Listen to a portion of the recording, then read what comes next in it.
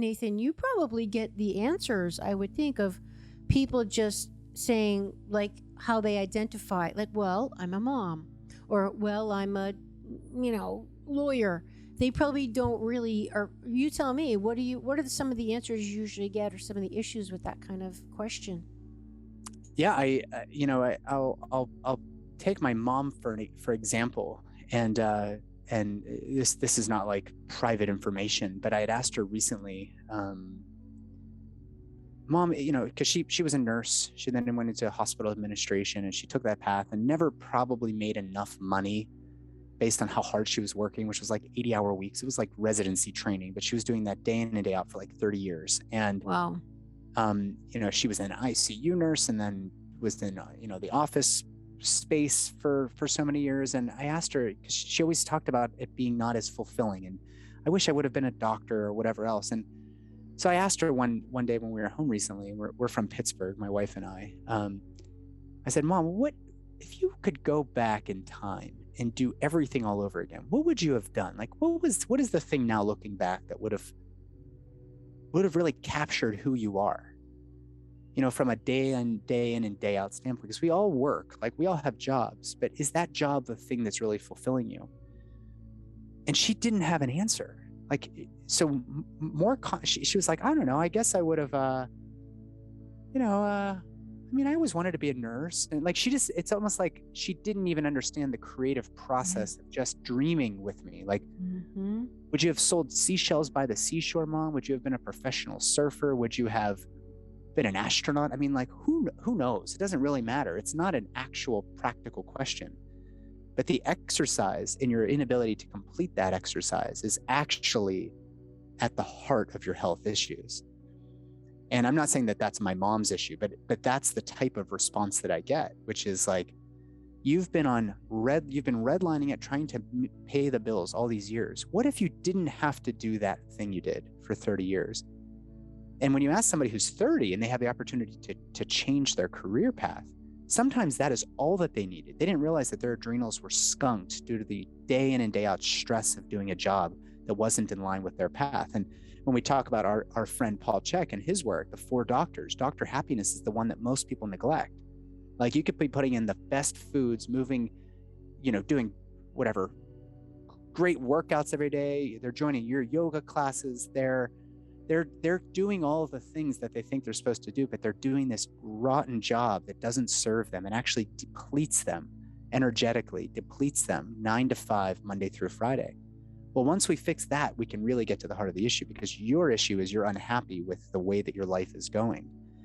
And if I ask you and I'm like, who are you and what are you doing here? And you don't have an answer.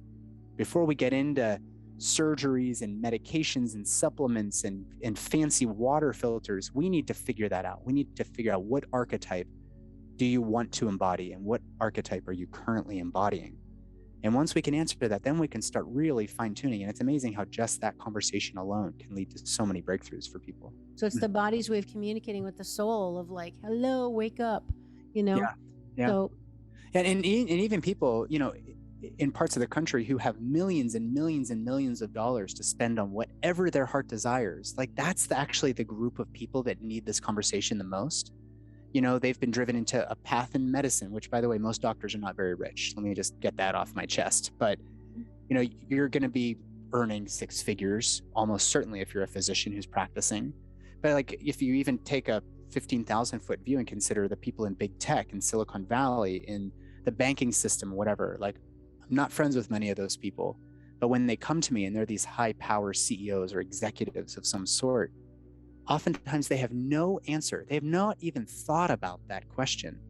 So it's not a matter of being resource rich or resource poor. This is like, we're talking about the energetics of the internal resources.